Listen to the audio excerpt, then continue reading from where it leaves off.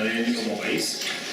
Tenemos a dos académicos, escritores, pero sobre todo buenos amigos de esta casa. Quiero darle antes de explicar la metodología de la discusión, que además muchos de ustedes ya conocen, quiero darle la bienvenida al decano de la facultad, el doctor Juan Fernando Córdoba, para que nos introduzca en el foro y luego de eso entramos en la metodología de la discusión. Gracias.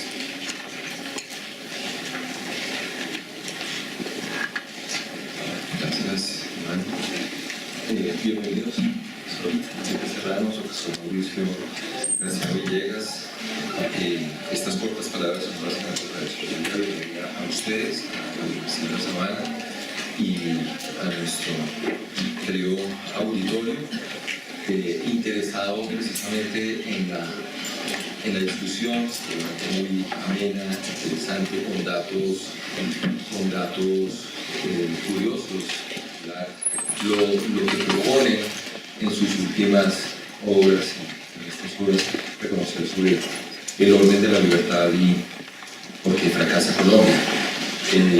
Ahora, seguramente quienes han tenido oportunidad de visitar las obras, puntos a los que habrá debate, no es el mismo objeto de estudio el de los dos libros, pero hay puntos de encuentro definitivamente, y sobre todo cuando se hace un foro sobre el ADN nosotros de Colombia, como nación de los colombianos, pues definitivamente hay afirmaciones de un lado y otro que resultan definitivamente provocadoras para un debate como el que nos reúne hoy, particularmente lo relacionado con la influencia en los primeros siglos de la colonia de España y de todo lo que suponía, todo lo que traía España, el concepto de poder, el concepto también, incluso el respeto a las normas, la misma religión, cuál es el impacto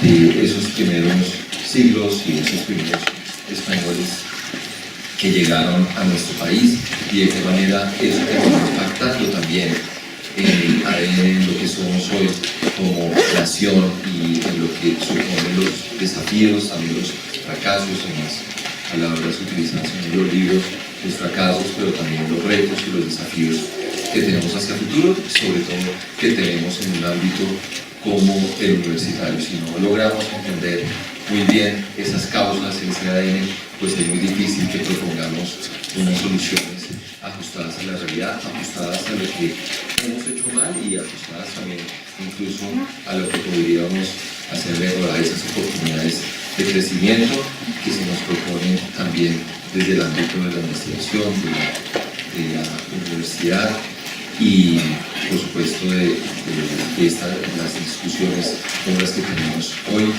y por lo tanto precisamente agradezco al programa de Ciencias Políticas y a los profesores Mauricio García por acompañarnos esta mañana con esta discusión que probablemente es muy útil.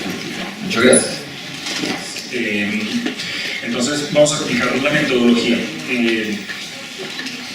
Primero contarles un poco cuál es la razón de la discusión. Son dos textos que han aparecido en el último año, más o menos. El de Mauricio se presentó en la Feria del Libro, el de Enrique recuerdo que salió en la Semana Santa, yo recuerdo en la Semana Santa del año pasado. Y si bien son muy diferentes, tienen como algunos enfoques. Lo voy a señalar. Y que justifican una discusión. A ver si esto funciona ahora sí. Se trata de dos trabajos de dos académicos, pero dirigidos al público en general. Es decir, no es usual que los académicos escribamos de una manera que puedan comprender un público no académico, es decir, un lector promedio. Y eso me parece que es particularmente valioso en un país en el que la mayoría de la gente lee básicamente WhatsApp, porque constituye un esfuerzo por llevar las reflexiones académicas universitarias más allá del claustro. Entonces, ambos trabajos son textos de divulgación, son textos que en ese sentido, pues desde el purismo académico se podrían hacer muchas observaciones metodológicas, de citas, se podrían hacer muchas críticas de argumentos que se plantean, digamos, solo de pasada, que no se desarrollan a profundidad, o que no necesariamente en los que los autores no se detienen, pero me parece que eso es precisamente uno de los logros de trabajos que están muy bien escritos y que están dirigidos no solo al público académico. Entonces, eso además coincide con que en los 2 últimos años han aparecido una serie de trabajos de ensayo político en el país. Está el libro también de Alejandro Gaviria, que fue un éxito en ventas. Estos 2 también lo han sido.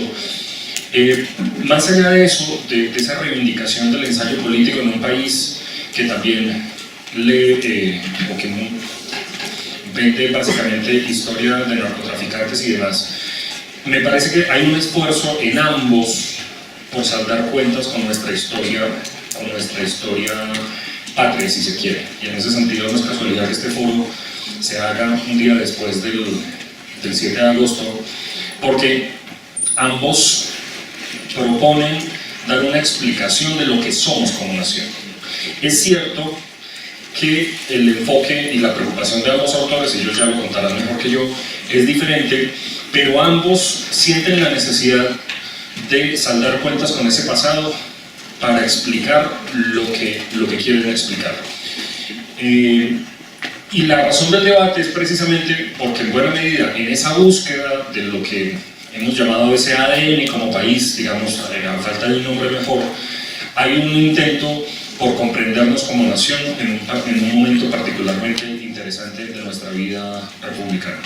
Entonces, vamos a plantear una pregunta inicial que es elemental para los que no conocen ambos textos, y es ¿por qué quisieron escribir el trabajo que los llevó a hacerlo y cuál es como el planteamiento principal? Y a partir de eso yo voy a ir planteando algunas preguntas provocadoras para que empecemos a contrastar esa lectura que tanto Enrique como Mauricio hacen en sus trabajos.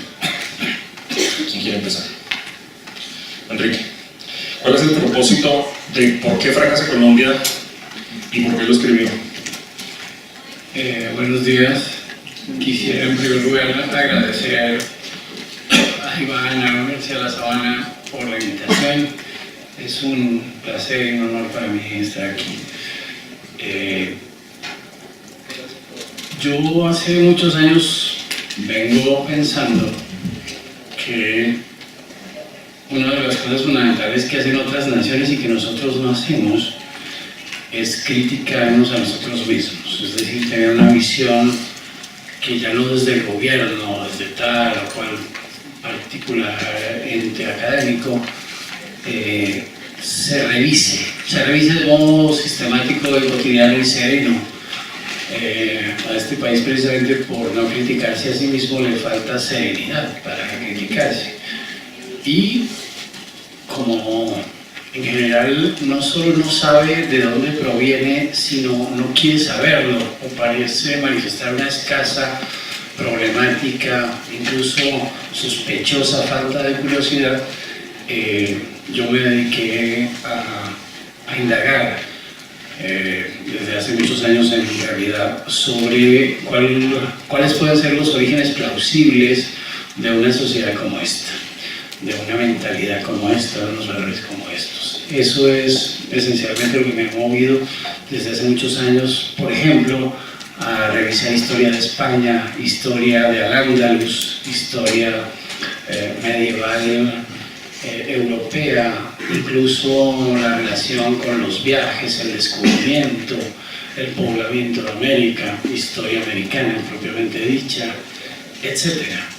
Y dentro de esas disciplinas he ido hallando una serie de factores de confluencia y de explicación que no solo me parecen cabales sino necesarios. Es decir, ya llegamos a una suerte de mayoría de edad colectiva en la que no solo es pertinente, sino necesario darse una explicación real, un relato plausible que pueda darse a niños, a jóvenes, a la población en general, incluso a los extranjeros, sobre quiénes somos, quiénes hemos sido, qué nos ha constituido, qué nos ha conformado, por dónde hemos andado, qué virtudes, qué defectos, qué problemas, qué potencias tenemos. Incluso a pesar de lo aparentemente catastrófico que es el título ¿Por qué fracasa Colombia?, que en sana ley debo decir que no lo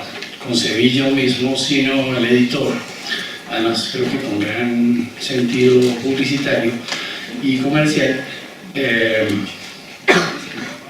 Mi libro se llamaba originalmente La Nación Negada, y eso supone revisar esencialmente qué es una nación, un grupo humano que no solo comparte lengua, religión y costumbres, sino un pasado en común, una especie de proyecto en común.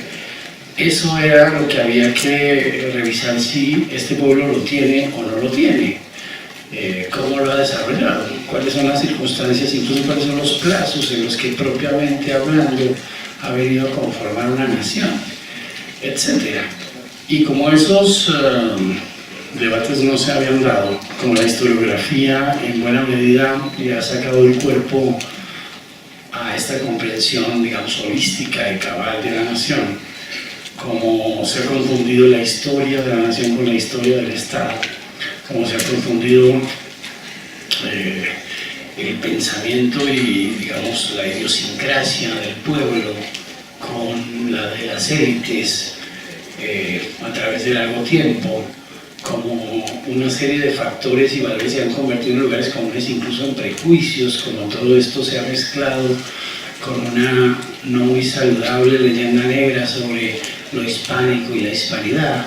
Como hay tantos enredos, digamos, y tantos entuertos, pues yo me propuse ayudar a desvelarlos o a discutirlos con argumentos que pudieran ser, como les digo, plausibles. Eso es en pocas palabras.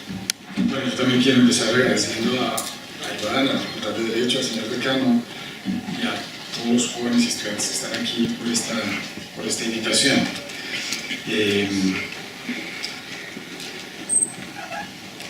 El libro que yo escribí tiene razones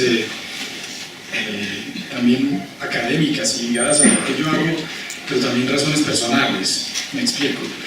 Yo durante algún tiempo, una de las cosas que he hecho es estudiar la cultura del incumplimiento de reglas en América Latina. Estudiar por qué la gente incumple, un poco criticar alguna visión simplista de las economías que suponen que todo el mundo cumple o no incumple por razones de interés. La gente simplemente se pone a ver cómo le va cumpliendo y incumpliendo, y a partir de ahí decide instrumentalmente si le conviene o no le conviene cumplir.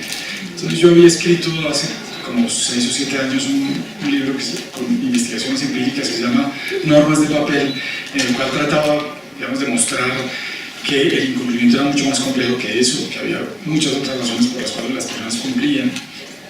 En fin, y después de la publicación de ese libro, yo había estado recolectando datos, información y leyendo mucho de otros países de América Latina, con el propósito de escribir un libro latinoamericano sobre la cultura del incumplimiento de reglas.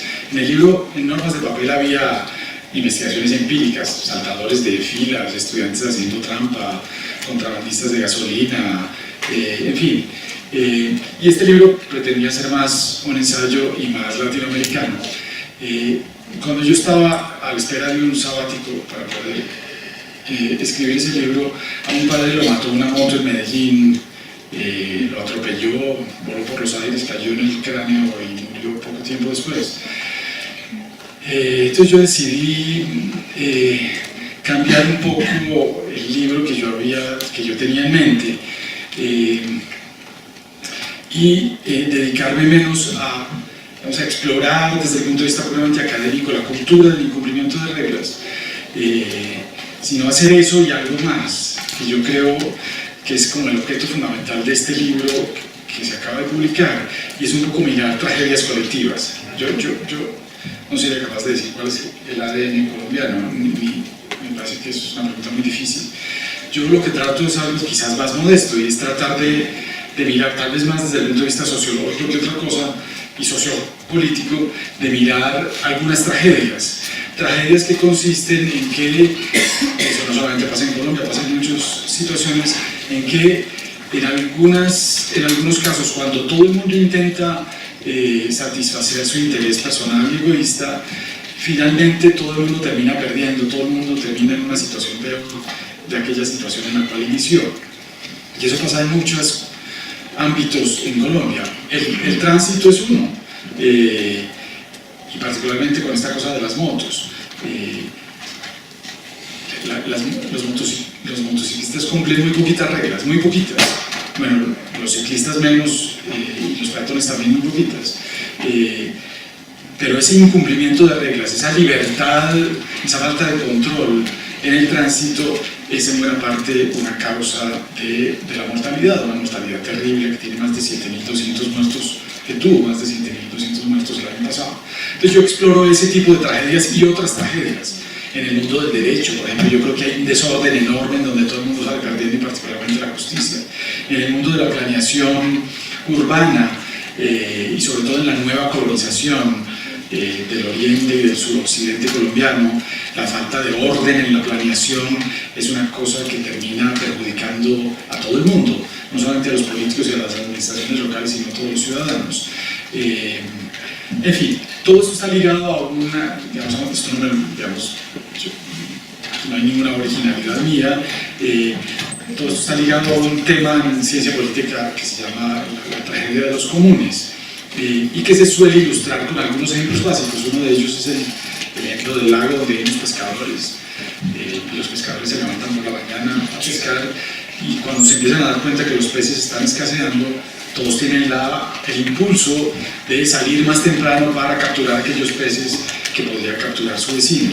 Y así, con esa lógica, finalmente todos terminan acabando con los peces del lago, y todos tienen que emigrar a buscar otros oficios. Algo parecido está pasando con el medio ambiente, hay muchas tragedias de este tipo.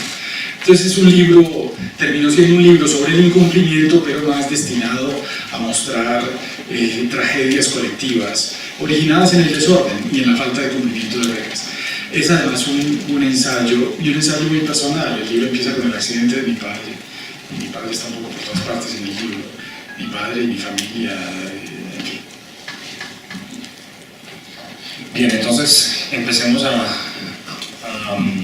aclarar algunos aspectos del texto. Mauricio dice, por ejemplo, nuestra obsesión por el estatus y el reconocimiento social es un rezago de la sociedad jerarquizada que existía en la colonia, pero sobre todo es el resultado de un modelo de sociedad en el que la familia, la clase social, la religión y el honor conservan todavía una importancia desmesurada en relación con el Estado, la igualdad ciudadana y los bienes públicos. Yo creo que esta es una idea que, si no plantea Mauricio, yo creo que Enrique está de acuerdo con esa idea, y podría contarnos cuál es la explicación de esa obsesión que tenemos por el estatus y por ser socialmente aceptados. La verdad es que, como les decía al comienzo, esta falta de curiosidad del pueblo colombiano sobre sí mismo en muchos aspectos ha resultado favorable, para mí una especie de carretera pavimentada que nadie había recorrido. Y sin embargo, me encuentro con el problema de que a muchos colombianos les molesta y resulta problemático hablarles de este tema. Curiosamente, como les digo, con jóvenes, con adolescentes que no tienen muchos prejuicios, no hay problema. Con personas que han superado los 60 años, tampoco hay problema. Con extranjeros es posible hacerlo, en el sentido de seguir la argumentación de manera serena. Pero con el colombiano promedio, entre los 20 y los 50 y pico, no es muy fácil, porque ahí es donde está el problema de los prejuicios y de los preconceptos difícilmente superables. El pueblo colombiano es un pueblo prevenido, es un pueblo desconfiado, receloso. ¿De dónde podrá venir esa condición tan desconfiada y recelosa? Es curioso que incumpla las reglas, efectivamente las incumple, y al mismo tiempo tenga una disciplina de vida relativamente cerrada, conservadora, tradicionalista. La mentalidad colombiana, a mi juicio, mucho antes de que existiera el Estado, mucho antes de que existiera una conciencia plena de lo que estaba discutiendo Mauricio, por ejemplo, ese pueblo proviene de alguna parte, proviene de una de las Españas. Lo primero que yo quisiera que quedara claro en esta breve exposición es que hubo varias Españas.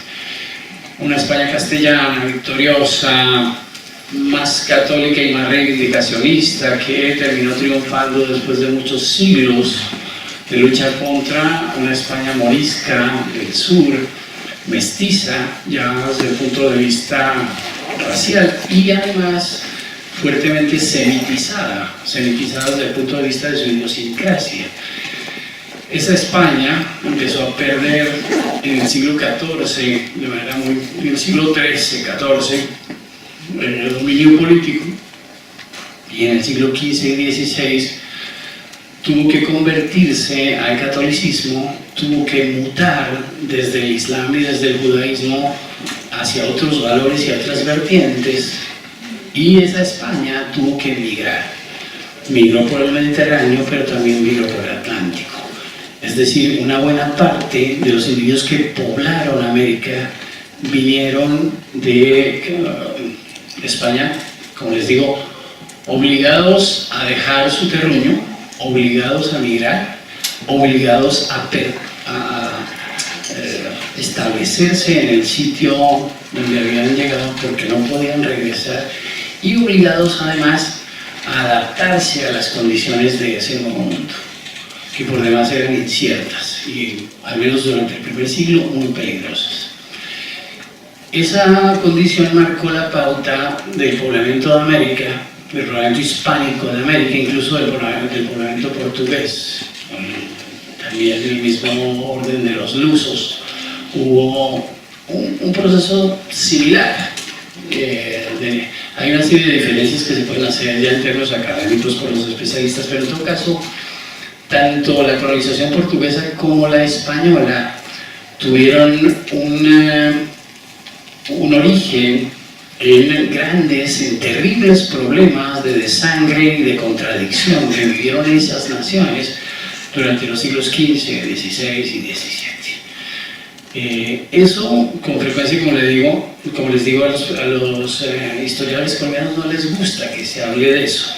Es feo porque revela que el origen de la nación podría estar en individuos que tuvieron que buscarse un destino en estas tierras, que no podían regresar, que nunca regresaron, y que además administraron esa especie de cultura del agache, de la resistencia pasiva, o por lo menos un esfuerzo por no ser vistos, por no ser perseguidos, por no ser revisados por parte de las autoridades españolas. En ese tiempo, pues, perseguir y revisar a la gente era mucho más difícil que hoy. Se podía hacer, pero de manera parcial. Esa condición parcial supuso además que muchos de ellos vinieron aquí por rutas no oficiales, es decir, no vinieron por La Habana ni por Santo Domingo, vinieron por las Antillas Menores de islas africanas, es decir, de las Canarias y Cabo Verde, fueron llegando a través del famoso, o del otrora famoso viento de travesía, los vientos alisios, hasta las costas de las Antillas, hasta Curazao. Y a partir de Curazao, a través de un muy activo y ferviente proceso de contrabando y de extraperlo, llegaron hasta Cartagena, hasta las Bocas de Ceniza, y descubrieron en América del Sur una suerte de Nilo suramericano, es decir, el futuro río de la Magdalena, que les permitió internarse 1000 y 1200 kilómetros tierra adentro, e incluso gracias al río atravesar el camino que había de ser la llegada hacia el Perú. Colombia, además, o lo que había de ser Colombia, prometió al comienzo tener minas de oro, pero el oro fue una ilusión. El dorado en realidad está en Sudáfrica y en otros muchos países, pero no aquí. En todo caso, esos individuos, a pesar de ello, se establecieron aquí en las riberas oriental y occidental del Magdalena, considerando que además los Andes en Colombia toman un carácter radicalmente distinto del que tienen en Ecuador, en Perú, en Chile o en Argentina. Digamos, allá está la gran cordillera, alta, elevada, única, que marca la pauta incluso de la población indígena, etc. En cambio aquí hay una cordillera media, de climas medios, de 1100 metros, de 1500 metros. Este clima, estas condiciones se parecían a los de esa Andalucía de la que ellos provenían, y la verdad es que con una tierra razonablemente generosa, con estrategias de cultivo, de pancoger, etc., estas comunidades se establecieron aquí. Ahora sí, después de este largo preámbulo, contesto a la pregunta que me hace Iván. ¿De dónde podrá venir esta nación, cuyas características resultaron ser, piensen ustedes, las de la segunda nación hispánica más poblada del mundo, después de México? Hoy en día somos más poblados que España y que Argentina. Paradojas en la historia, en verdad. ¿Cómo es posible que ese pequeño grupo de migrantes que se estableció en las orillas del Magdalena, en pequeñas poblaciones modestas, sin intención de buscar oro, ni minas, ni plata, ni ninguna de esas cosas, con una vida austera, con una vida cerrada, además refugiado, por decirlo así, en las estribaciones más remotas y más escabrosas de la cordillera? ¿Cómo es que se explica que ahí, huyendo, o por lo menos establecidos a relativa distancia de las autoridades españolas, haya conformado una nación silenciosa que hoy, o sigilosa, como la llamo yo, que hoy es la segunda más grande de la hispanidad en el mundo? Hay gente que dice que hablar español es lo de menos, que no somos hispánicos aunque hablemos español. Eso es un absurdo. Somos hispánicos por lo menos en la medida en que hablamos mozárabe, es decir, un dialecto descendiente del mozárabe, y no español en el sentido castellano del término. Yo siempre he discutido esa condición. La gente dice, no, son pendejadas, son purismos. No son pendejadas, no son purismos. Lo que nosotros hablamos desde el punto de vista fonético no es castellano, es morisco mozárabe. Y ese mozárabe vino por las Canarias, como les digo, por esta ruta, se estableció aquí silenciosamente o discretamente y marcó la pauta de una nación que de agache, que serena y sobriamente vivió en paz durante los primeros 3 siglos y medio, en virtud del hecho de que si vivía en guerra o en conflictos, incluso los pequeños conflictos individuales, eso iba a ser reportado y lo iba a conectar, digamos, con su pasado desgraciado. Esa nación tuvo que cambiar de nombre, tuvo que aceptar bautismos colectivos, esa nación tuvo que cambiar de religión, en alguna forma de comportamiento, aunque el comportamiento no se puede cambiar nunca del todo. Esa nación fue la que hizo los pueblos de Antioquia, de Santander, la que fue hasta, de manera tan intensa, hasta Popayán. Esa es la nación que pobló el altiplano boyacense, con una mezcla racial pero no cultural.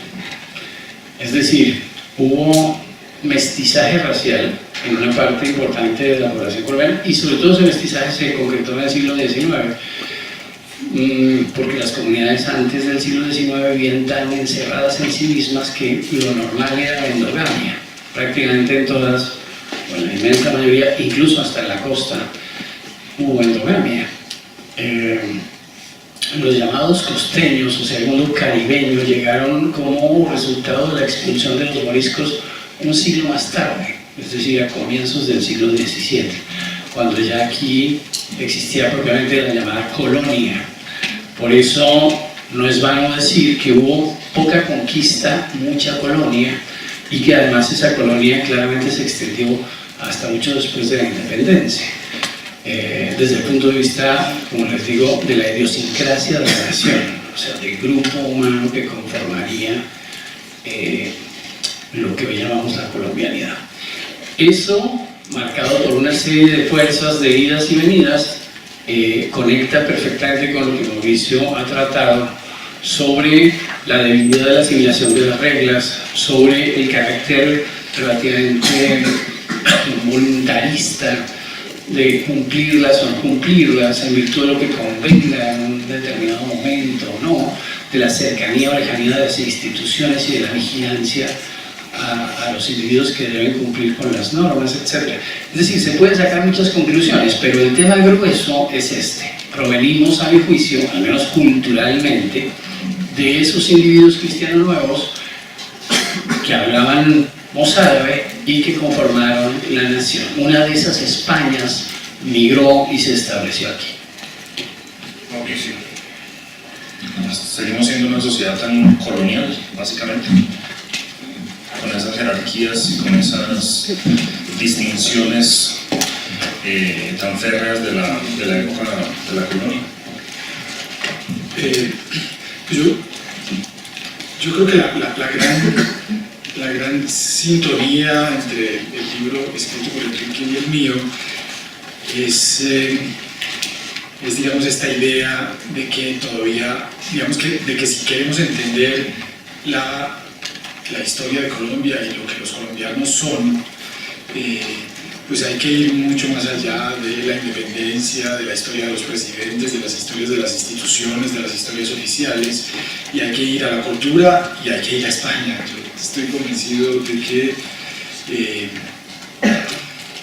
que los cambios culturales son cambios muy lentos, y esos cambios muy lentos solo se perciben en una historia de largo plazo.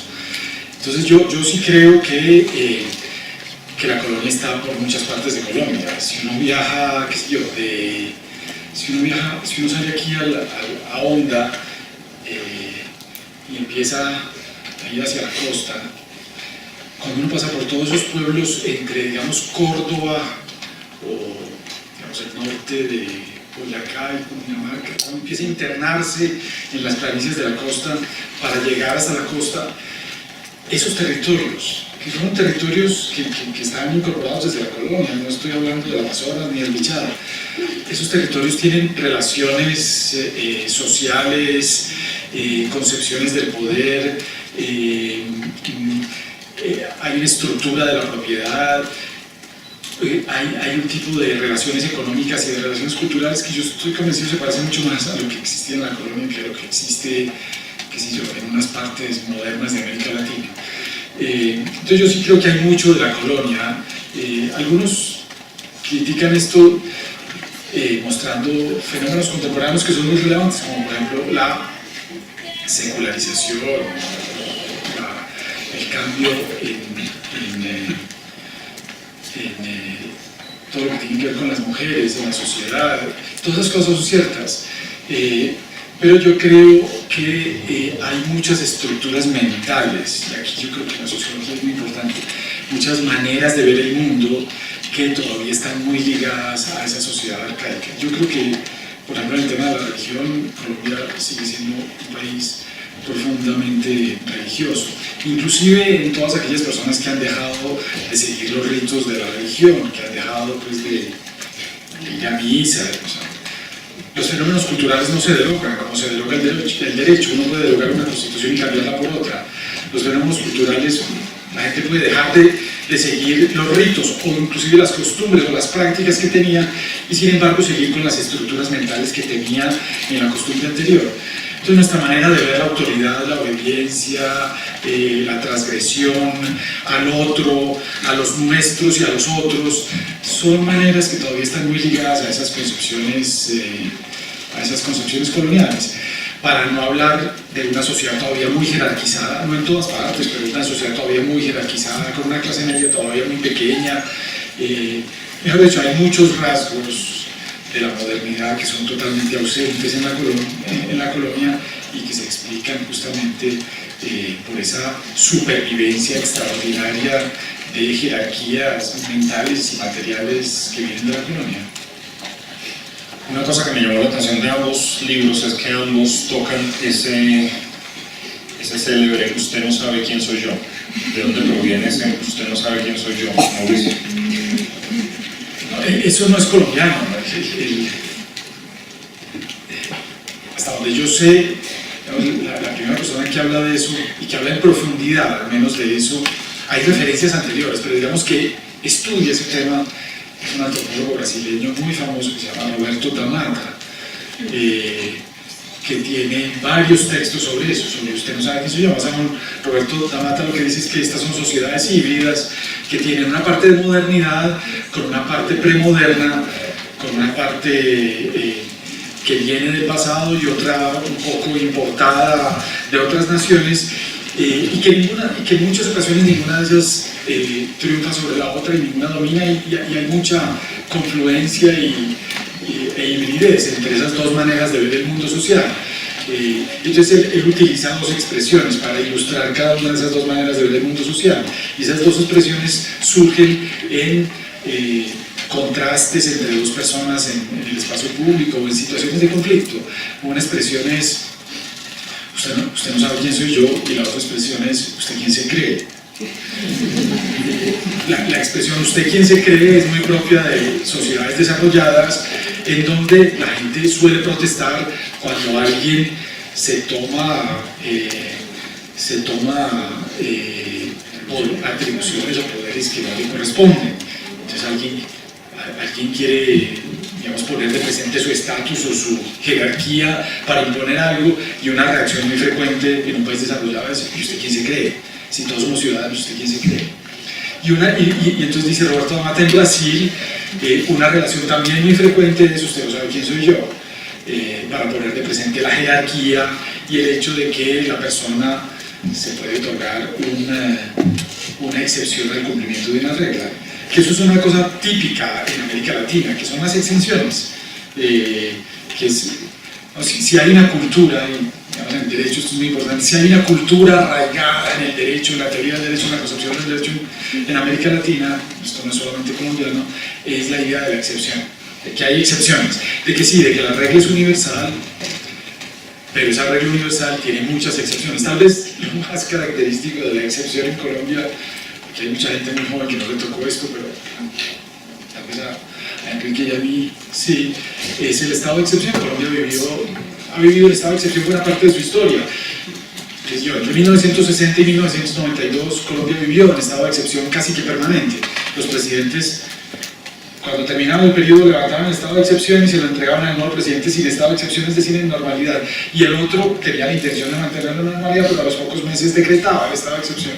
Y entonces es una cosa paradójica, porque es una anormalidad normalizada en el mundo del derecho, que a mi juicio pues acaba con la norma, y lo que muestra es que es una normalidad. En fin, la excepción está profundamente arraigada en nuestra cultura, creo yo. Pero yo quiero decir, antes de eso, agregar una cosa. Existe la tradición de la hidalguía en España, que es muy, muy buena y muy importante y muy reveladora. La hidalguía, ser hijo de algo, como el ingenioso hidalgo, no se derivaba de la posesión de bienes, sino de la realización de una proeza. En un país que vivió 900 años, 800 años de tensión militar entre el norte y el sur, pues prácticamente todo el mundo, o mucha gente, podía reclamar algún tipo de proeza y de factor de hidalguía. Y a partir del siglo XV, en virtud de la condición victoriosa de los cristianos en la Reconquista, el número de hidalgos pasó a ser bastante grande y a recibir el beneficio real de esa exención de impuestos. Pero además se convirtió en una forma de vivir que atraviesa los tiempos de Cervantes y de Quevedo, etc., Yo cito en un libro una letrilla de Quevedo que dice: si quieres ser hidalgo y eres judío o moro, habla fuerte, debe mucho, vete donde no te conozcan y lo serás. ¿Qué hicieron estos individuos? Fingir que eran como gente del Cristiano Vieja, del norte, y además migrar hacia un lugar donde no los conociese. La verdad es que este es un país hecho por individuos que se establecieron donde no los conocieran.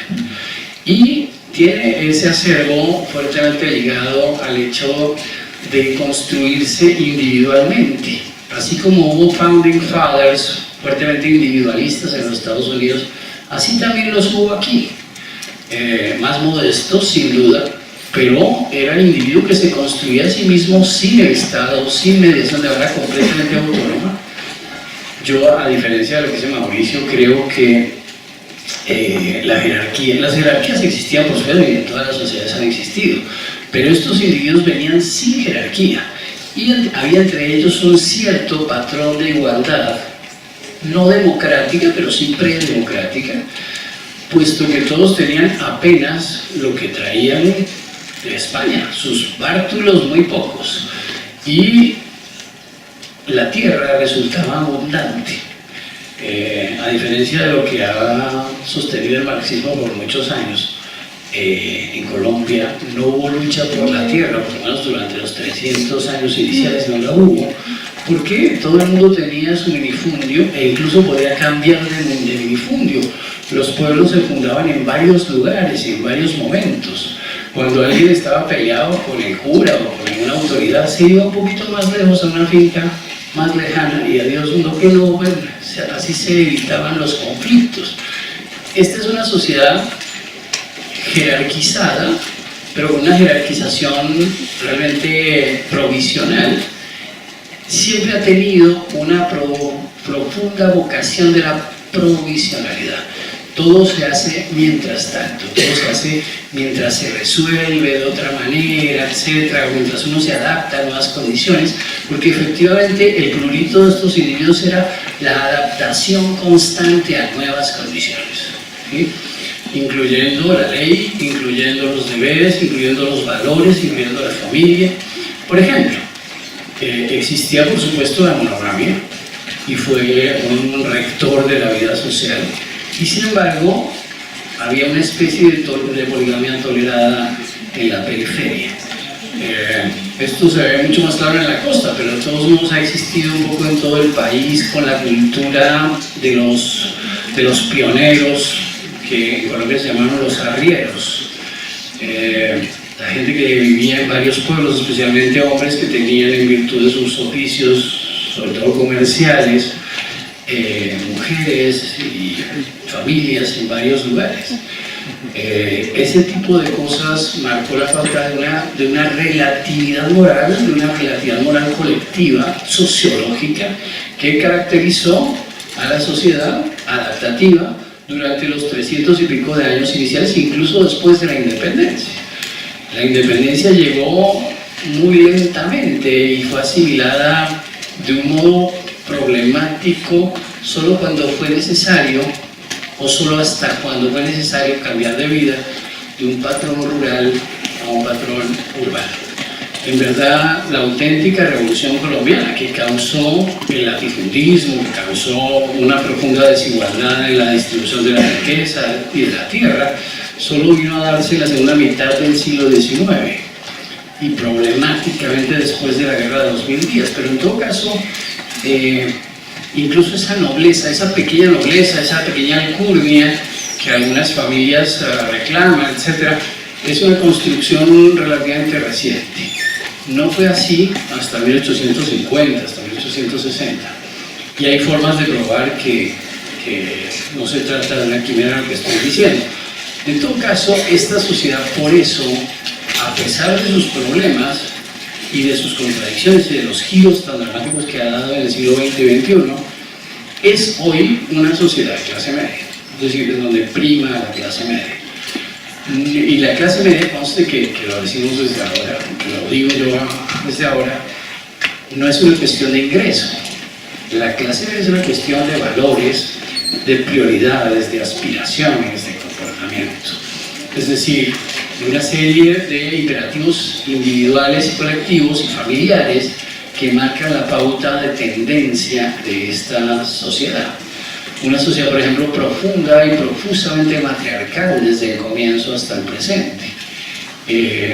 Cosa que ha sido incluso impugnada por una serie de historiadores, no sé con qué razones. Es decir, aquí muchas cosas se impugnan y nadie sabe exactamente con qué razones. A mí me han salido incluso con el cuento de, no, eso es una cuestión ya superada. Sí, una cuestión superada, ¿por quién? Sí, sobre todo que cuando hay argumentos para defender una condición histórica, no se pueden superar las cosas. Estoy de acuerdo con Mauricio en que la cultura no se deroga, la cultura se lleva en virtud de una serie de factores adelante, sobre todo porque la sociedad colectivamente sigue validando determinadas pautas de crianza, determinados comportamientos considerados pertinentes, etc. Una marca de la hidalguía en España y en Colombia siempre ha sido hablar bien, hablar razonablemente bien. No quiere decir muy pulido, pero en todo caso hay una vigilancia lingüística por la cual los individuos que hablaban con acento demasiado fuerte o usando palabras chabacanas eran inmediatamente relegados a una condición social secundaria, cosa que las madres se preocupaban mucho en virtud de la vigilancia lingüística de que sus hijos no adquiriesen esos hábitos problemáticos cuando ellas tenían conciencia de ello, a veces no la tenían. Y así se han ido estableciendo los factores, por ejemplo, sociales y sociológicos de las clases sociales, que no obedecen únicamente a cuestiones económicas y que en muchas ocasiones no obedecen en absoluto a cuestiones económicas, sino que aquí hay clases lingüísticas o clases relacionadas con determinados valores, con determinadas formas de hablar, comportarse. Por eso la obsesión con la higiene tan fuerte desde la conquista y la colonia. En fin, una serie de cosas que han venido marcando pautas sociales y que han delineado la sociedad colombiana. Uno de los mayores contrastes de los dos textos es sobre el papel de la religión. Mauricio sostiene que, de alguna manera, esa religión, esa moral inspirada en los preceptos del catolicismo ha aplazado la formación de una moral cívica.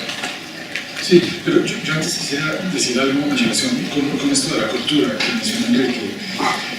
La cultura no se deroga, pero tampoco hay que ir al otro extremo y pensar que la cultura está en el ADN o que son rasgos culturales que están en la población, en la raza o cosas por el estilo. Las culturas cambian y además es muy difícil hablar de Colombia como una cultura. En general en todos los países. Un habitante de Reggio Calabria, en el sur de Italia, se parece más a un francés de Córcega que a un italiano de Milán. Y un italiano de Milán se parece más a un alemán del sur que a un italiano de Nápoles. Y un guajiro se parece poco a un pastuso, y un antioqueño a veces se parece muy poco a un boyacense. Entonces Colombia ha sido siempre un país de muchas regiones. Entonces los factores culturales existen, la nacionalidad, tantos años de estar gobernados por un Estado forman elementos culturales, pero esos elementos culturales son cambiables en el tiempo y en el espacio, y sobre todo en un país tan aislado como Colombia. Un viaje entre Medellín y Bogotá a principios del siglo XX tardaba 3 semanas. En el siglo XIX Antioquia era una región prácticamente aislada, y muchas otras regiones de la costa, inclusive de las cordilleras de los Andes. Entonces es difícil también hablar como de una cultura unitaria colombiana. Yo siempre he dicho que yo a veces me siento más, o a veces no, casi siempre me siento más paisa que colombiano, pero me siento mucho más latinoamericano que colombiano. Yo creo que muchos que cuando uno va afuera y estudia y vive con muchos estudiantes latinoamericanos, se da cuenta de lo parecidos que somos los latinoamericanos. Cuando yo tenía 22 años y estudiaba en Lovaina, que era el sitio donde iban muchísimos latinoamericanos, entre un argentino, un chileno, un colombiano y un salvadoreño había muy pocas diferencias, pero todos nos distinguíamos mucho de los alemanes, de los belgas, de los franceses. Ahí había grandes diferencias culturales. Entonces, digamos, no hay... Yo creo que hay que buscar un punto medio entre un esencialismo sociológico, digamos cultural, que crea que la cultura y la manera de ver el mundo es algo homogéneo y está ligado a la naturaleza humana, y menospreciar los fenómenos culturales, que es en lo que más vivimos. Aquí todo el mundo menosprecia la cultura. Los economistas creen que la cultura no existe, economistas de todo tipo, marxistas o liberales, menosprecian los fenómenos culturales, y en general, además porque son mucho más difíciles de estudiar, de investigar, de palpar, de conocer. Entonces la cultura es algo siempre menospreciado por las ciencias sociales y por todas el espectro político, en fin. Es una cosa que yo quería decir. Con relación a lo de la religión, yo desde luego en el libro no me meto en asuntos teológicos, ni mucho menos. A mí lo que me interesa es la sociología de la religión, la manera como la gente veía la religión. Yo lo que creo es que la religión era la gran fuerza reguladora de los comportamientos sociales, mucho más que el Estado, mucho más que la escuela, mucho más que el enlistamiento y el ejército, mucho más que la fábrica o el trabajo. La religión era la gran determinadora de los comportamientos de las personas y de la visión del mundo. Y a mí me interesa un aspecto chiquito de esa religión, que es el tema de la confesión, que es un tema que tiene mucho que ver con, creo yo, la sociología del derecho, que no se ha estudiado, pero que los sociólogos del derecho no estudian tampoco, ni los abogados, ni mucho menos, pero que a mí me parece fundamental. Y es el tema de cómo se qué era lo que se castigaba y qué era lo que se perdonaba en el asunto de la religión. La confesión es un asunto católico, eso no existe en otras religiones. En la religión ortodoxa hay algo parecido, pero es muy distinto. Y la confesión es esa posibilidad extraordinaria que le permite a una persona volver a empezar de cero. Para hacer un símil con el cuerpo, es como si uno tuviera una pastillita que le permitiera curar cualquier enfermedad, desde el SIDA hasta la gripa, pasando por el cáncer y pasando por una quebradura de brazo. Uno sería mucho más temerario con el cuerpo si tuviera esa pastillita que tomándosela inmediatamente le curaría absolutamente todo. La confesión permitió eso, permitió una cierta flexibilidad, una cierta temeridad, una cierta ligereza frente a la regla, frente a la autoridad que imponía la regla y frente a la ley católica, que se miraba un poco con una flexibilidad porque siempre se podía resolver, siempre se podía solucionar. Algo completamente distinto sucedió en el protestantismo, pero bueno, no voy a hablar de eso. Entonces yo lo que creo, volviendo a esta cosa de que la cultura no se deroga y que la cultura es algo inscrito en la relación, en la mente de las personas y que perdura durante mucho tiempo, incluso generaciones, lo que yo quiero decir es que nuestra concepción de la autoridad, nuestra concepción de la obediencia y de la desobediencia, nuestra concepción de la rebeldía, nuestra concepción de la justicia, inclusive están muy ligadas a la religión católica y particularmente a esta institución de la confesión. En particular, y con eso termino, a la idea de justicia. Alguna vez le preguntaron a Borges sobre España. Bueno, Borges en alguna ocasión escribió un texto en donde decía que él no creía mucho en que nosotros viniéramos de España, en fin, hasta que vio un pasaje del Quijote en donde el Quijote le dice a unos alguaciles que tienen unos presos que los liberen, que de todas maneras la única justicia perdurable y definitiva es la justicia divina y que la justicia terrenal no importa. Y entonces él dice que ahí, en esa idea de digamos, de menosprecio por la justicia terrenal y de ilusión en una justicia posterior que después vendrá, está como la clave del latinoamericano. Yo creo que eso es cierto. Y si entendí bien, Enrique, me parece que tu opinión es que la religión ha sido un factor civilizador, pero al mismo tiempo también señalas varias críticas de la forma moralista, si se quiere, como se asumió esa religión entre nosotros. Sí, y yo sostengo que las razones por las cuales estamos aquí son religiosas. Es decir, las crisis religiosas españolas trasplantadas a América, con sus muchas contradicciones y dolores, son parte de lo que coincidió justamente con la expansión imperial en los tiempos de Carlos V, de Felipe II, etc. Pero además, yo creo que no estoy tan lejos de lo que dice Mauricio. Primero, la cultura efectivamente se marca en virtud de una serie de patrones generales, y eso es lo que él experimentó en Lovaina en los años 80. Somos hispánicos, es decir, ¿y de dónde son estos hispánicos? Sobre todo del sur de España, de la región de Extremadura, de Andalucía, un poco de Aragón, sobre todo el Aragón que está ligado a Zaragoza. Pero no somos asturianos ni gallegos, estamos muy lejos del mundo vasco, estamos muy lejos incluso del prurito puramente castellano, este violento así, a decir, la adolescencia en media hora. Esa condición no es particularmente porque fue rival de esta forma de vida, y esa población se cristianizó, o ya era cristiana, pero estaba muy ligada al mundo fuertemente monoteísta del patrón semítico, árabe o judío. Por tanto, Dios era uno solo, omnisciente, omnipotente, el Dios único, que como en el Islam o que como en el judaísmo más radical, es capaz de verlo todo y conoce las intenciones de los seres humanos, y ningún pecado que el hombre se pueda inventar, etcétera, está fuera de su control o de su conocimiento. En ese orden de cosas, la gente que vino aquí tenía un Dios muy parecido al que tenemos nosotros, pero estaba todavía muy lejos del paradigma teológico que organiza en las sociedades indoeuropeas el mundo de lo divino. En ese sentido no es tan radicalmente distinto del pensamiento protestante ni tampoco del ortodoxo.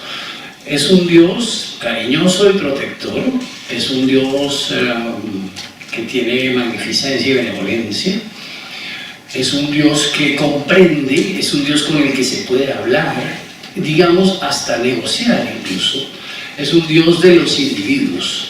Ese fue el Dios que vino aquí. Ese fue el Dios que llegó a los conventos y a los seminarios y a las órdenes religiosas regulares y seculares del siglo XVI y XVII. Ese es el Dios que educó a la población colombiana hasta bien entrado el siglo XX. Prácticamente el Estado, mucho antes de que el Estado se ocupase de cualquier dimensión educadora y educativa, lo hizo la religión, y lo hizo razonablemente bien en virtud de lo que nosotros hemos heredado. Con los problemas propios de una sociedad que se hacía, como les digo, al garete y a la buena de Dios, justamente en un orden de cosas en el que la ley humana y la de justicia humana no estaba protagonizándolo todo, sino que todo tenía este tratamiento, como les digo, provisional y aproximativo que todavía hoy tiene en la cultura y en las sociedades colombianas y en muchas sociedades latinoamericanas, en Brasil también, etc. Es cierto también que esta cultura estaba regionalizada y que no era lo mismo ser antioqueño que nariñense, por supuesto que no, pero había unos patrones de comunicación y de complementariedad que hicieron que a la postre, cuando nos tocó ser un país, que es decir, fundamentalmente después de la invención de la radio, yo sostengo que el verdadero constructor de la nacionalidad colombiana fue la radio, en los años 20, 30, 40, porque además provenimos de una cultura profunda y profusamente oral, es decir, centrada en el hecho de que lo que se dice, etcétera, es lo que constituye al ser, lo que se oye. En cambio, lo que se escribe es problemático, lo que se escribe es institucional, lo que se escribe compromete. Entonces, por eso se volvió esta cultura leguleya del póngamelo por escrito, que es otra cosa, además de usted no sabe quién soy yo, póngamelo por escrito. ¿Qué quiere decir? Legitime y oficialice esta palabra para que yo pueda reclamarle a otro sobre lo que usted me ha dicho o prometido. Esa condición además viene muy al cuento del uso del usted entre nosotros. El tuteo es una cosa reciente, inventada en virtud de la creación de una especie de cultura de la familiaridad que es ya propiamente urbana. Pero incluso en las familias, ustedes lo saben bien, uno de los hermanos les habla de usted.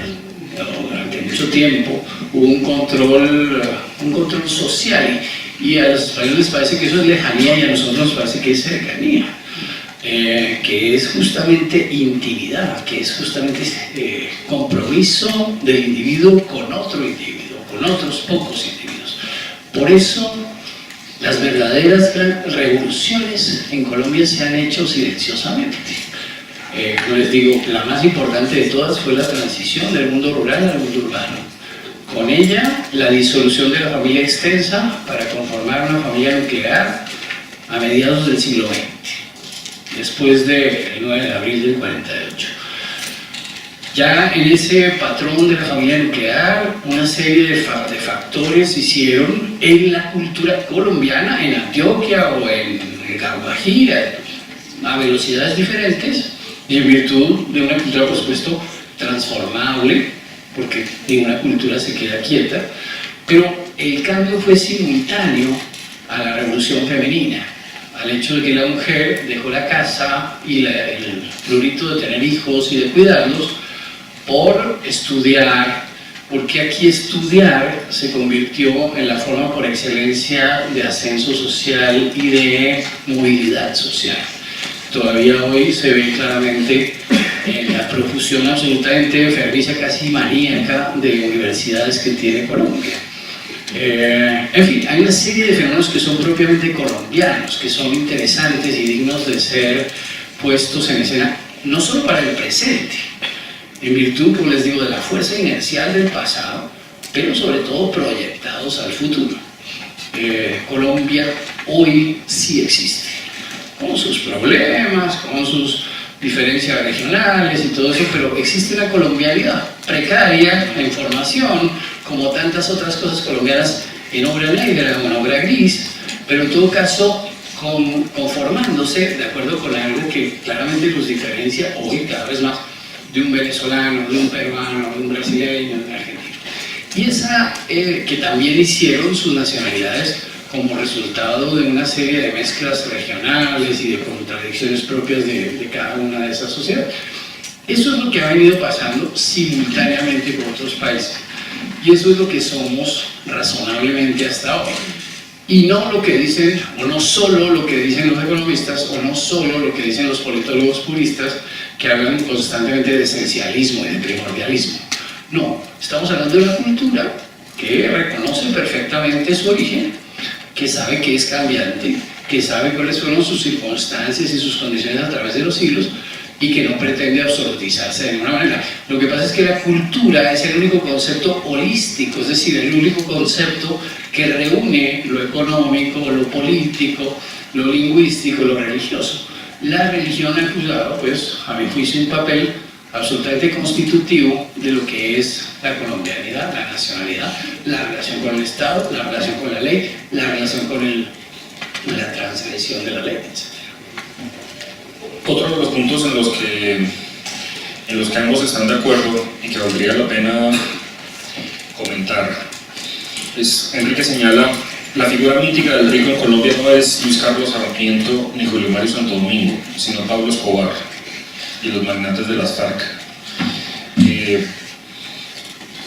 ¿Cuál es la explicación que entre nosotros el vivo tenga tanto reconocimiento social, incluso en el tema, que el tema de la riqueza tenga tanto realce asociado con la viveza? Mauricio.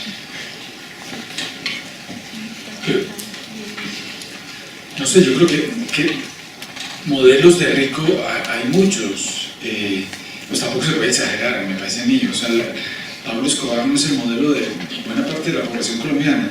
Lo que pasa es que Colombia ha tenido ciertos consensos y cierta, digamos, cultura dominante o moral dominante, mucho menos ligada al Estado que a la religión y a lo privado.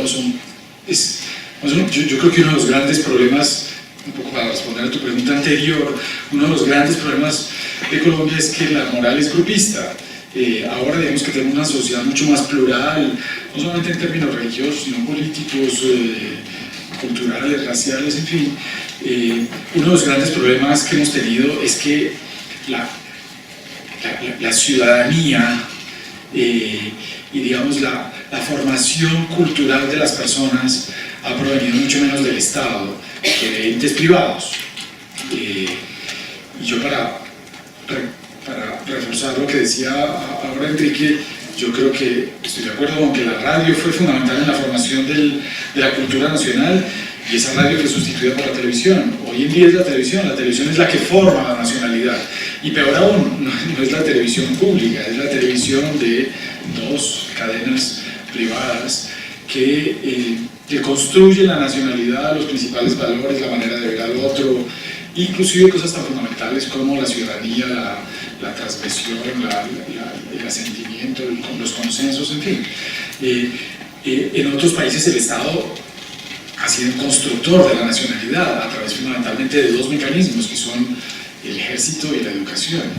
En Colombia, además, con esta proliferación de las universidades y de la educación, no solamente de la educación superior, sino de la educación privada, pues construir ciudadanía es algo muy complicado. Y por eso es que Colombia es un país no solamente muy dividido en clases sociales, sino muy dividido culturalmente. Entonces aquí las personas que son distintas nunca se encuentran.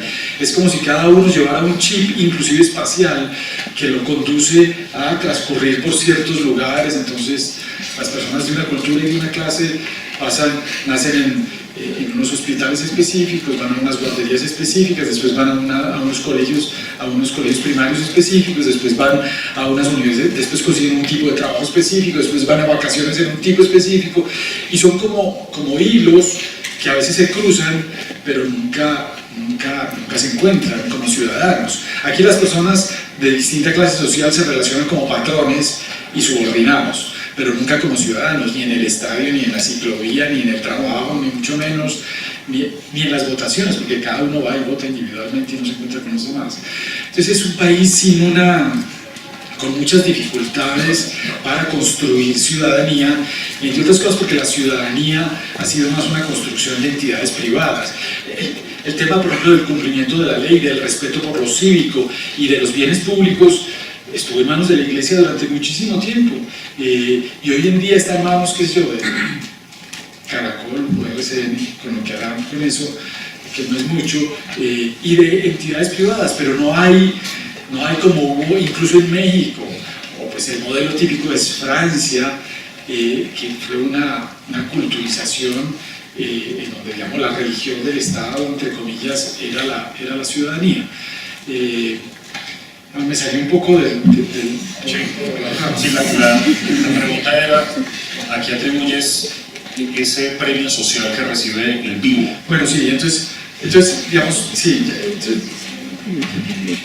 yo lo que creo es que en términos de incumplimiento, porcentajes muy pequeños de incumplimiento son devastadores. Yo en alguna ocasión hice unos aforos en los semáforos para ver en Bogotá, en sitios claves, en horas picos, para ver cuánta gente incumplía.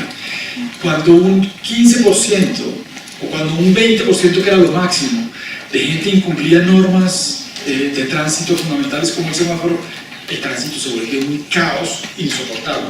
Usted pone el 1% de las personas en la sociedad a robar y eso se le vuelve incontrolable. Ni qué decir pues del 1% a matar o del 1% a agredir a los otros. Los porcentajes muy pequeños de incumplimiento son muy graves en todas las sociedades. Entonces, digamos, yo ahora estoy escribiendo un texto sobre Antioquia y sobre las dos Antioquias. en Antioquia el narcotráfico ha sido devastador, ha sido una cosa tremenda, que ha afectado todos los niveles de la sociedad, desde la clase alta hasta la clase. Estéticamente, por ejemplo, el narcotráfico ha tenido una influencia impresionante, vos lo conoces muy bien, en la manera de vestirse, en las mujeres particularmente, creo yo. Pero eso no es toda la sociedad. Digamos, qué sé yo, Nicanor Restrepo logró, por ejemplo, impedir que en buena parte del empresariado antioqueño entrara en el narcotráfico. Y hay sectores de la sociedad que no están ligados al narcotráfico, y hay una muy buena parte de la sociedad que no se comporta de manera engañosa, que no son vivos y que cumple fielmente las normas. Entonces, digamos, yo lo que creo es que no hay que exagerar, pero eso existe, y existen incluso en pequeños porcentajes, y esos pequeños porcentajes son muy graves. Hasta ese cuento que pase el aserrador, que Belisario Betancur siempre mencionaba como el cuento típico de la cultura antioqueña, en donde hablaba de la viveza. Además, la viveza puede ser una cosa ambivalente, y muchas veces en Antioquia se toma como una cosa ambivalente. Ser vivo a mediados del siglo pasado, hoy la viveza se ve mal, pero ser vivo durante mucha época fue una manera de sobreponerse a una sociedad muy difícil, a unas condiciones de vida muy complicadas. Ser vivo era salir adelante, o sea, sobrevivir en una sociedad inhóspita. Y ser vivo, y digamos, la manera como los padres en Antioquia le inculcaban a los niños para que fueran vivos y no fueran bobos, era perfectamente compatible con el cumplimiento de la ley y de la norma. Usted tiene que ser vivo para salir adelante, pero eso sí, no con recursos. Bien. Sí. Justamente, yo creo que estamos muy cerca de nuestras posiciones, pero el método con el que accedemos a los asuntos es muy distinto. La verdad es que yo, como les digo, voy a cuestiones lejanas o remotas. La astucia es tan antigua como la humanidad, pero la astucia se practica fundamentalmente en las sociedades que tuvieron como eje el comercio, no particularmente la agricultura, por ejemplo. Una forma de vida astuta es simplemente una forma de vida despierta, no necesariamente en contra de la ley, de ninguna manera, pero es la del individuo que se reinventa todos los días. ¿De dónde viene esa astucia? De los pueblos semíticos. Los pueblos semíticos son astutos hace 5.000 años. Por eso la malicia indígena no es indígena, sino que proviene de los individuos que tenían cosas que ocultar, como decía Caballero. Enrique Caballero, en un libro muy bonito que yo siempre cito, que se llama América, una equivocación. En ese escenario existe el adab. El adab entre los árabes se puede traducir como elocuencia, pero también se puede traducir como astucia. ¿Y qué hace el sujeto astuto? Argucias, es decir, cosas lícitas, pero que ponen las circunstancias claramente a su favor. Por tanto, el imperativo moral de esos pueblos del sur de España fue la astucia. Un poco en la lógica de la picaresca española del siglo XVII o del XVI, de Guzmán de Alfarache, ¿cómo se llama? El Lazarillo de Tormes, en fin. La propia picaresca dentro del Quijote, que es muy activa, etc. Todo eso viene de los narradores árabes, Benengeli, ¿no? El narrador del Quijote es un árabe. Piensen ustedes además que Cervantes pensó su Quijote durante su cautiverio en Argel. Es decir, entre el mundo árabe y el mundo hispánico las distancias son mínimas. Entre esos judíos que hacían negocios, todo tipo de negocios, eran armadores, eran navieros, vendían esclavos, etc.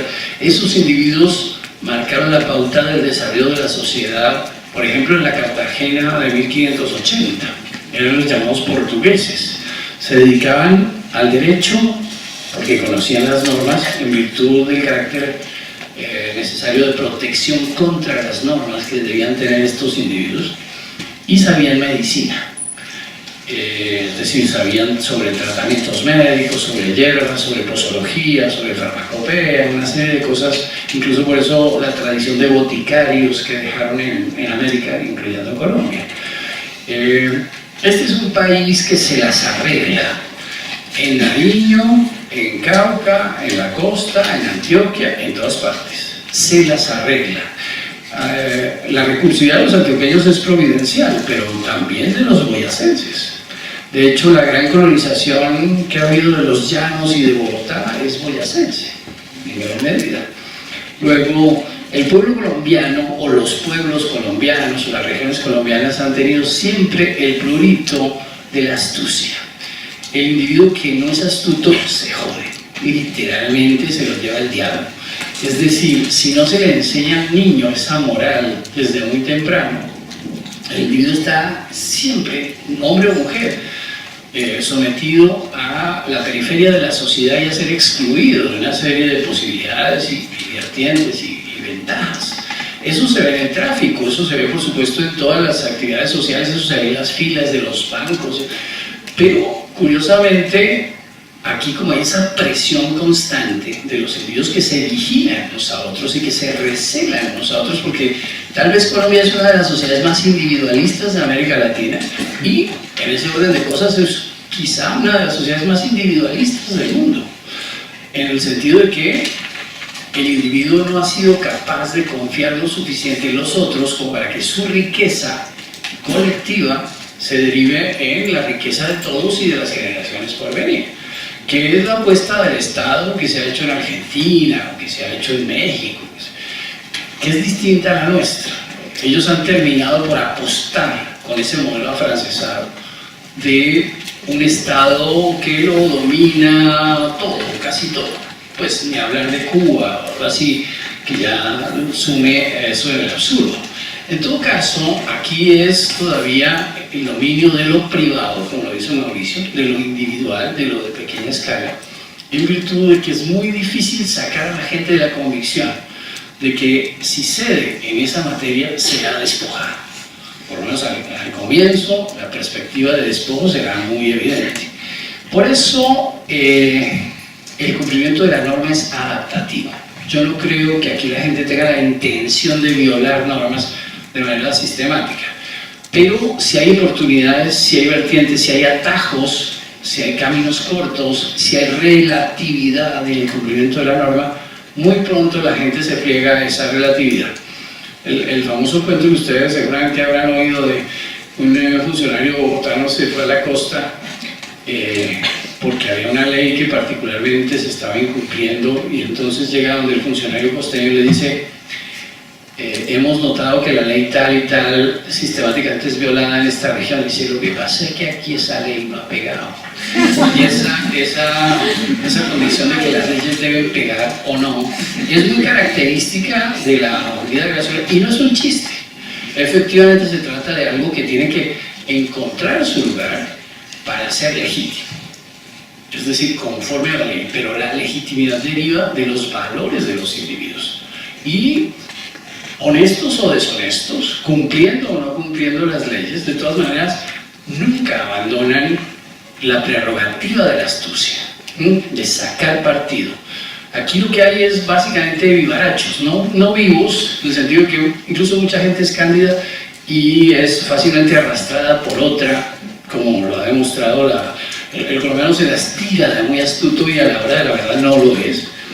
Es decir, otros más astutos que logran conducirlo, como en el caso de las pirámides y de tantas cosas tristes y que demuestran esa candidez de un pueblo que se las tira o que juega a apostar por su propia viveza, pero en realidad no la puede demostrar de un modo muy cabal. Pero en cambio las pequeñas cosas, en los detalles nimios de la vida, sí no quiere ceder este individuo, por ejemplo en las discusiones. Bueno, por lo menos muy malo para discutir, porque un pequeño desacuerdo se convierte fácilmente en un problema personal, o se va al plano de que este es esto, este es aquello, yo no lo puedo entender. O salen con la idea de, sí, hablamos del tema, pero quedamos como en una especie de tensión en la que realmente la única salida es no volver a hablar del tema. Curiosamente aquí se dice que se debaten muchas cosas, sobre todo la izquierda dice muy febrilmente que se debate, pero no está capacitada, digo yo, entrenada para cambiar un milímetro sus posiciones, sobre todo académicos, además porque hoy los doctorados les han dado un peso adicional de representatividad a los individuos que dicen, es que yo soy doctor en esa vaina. Sí, usted será lo que sea, pero el argumento que está planteando es débil, ¿no? O no se sostiene. Por eso les digo, yo no creo que sea refutable que el pueblo colombiano provenga de estos cristianos nuevos. Fundaron estos pueblos con esos nombres, con esas características, tomaron los apellidos que las circunstancias y las condiciones religiosas les permitieron tener, conformaron sus sociedades aisladas durante 400 años y de pronto, con la radio, en los años 20 se reunieron.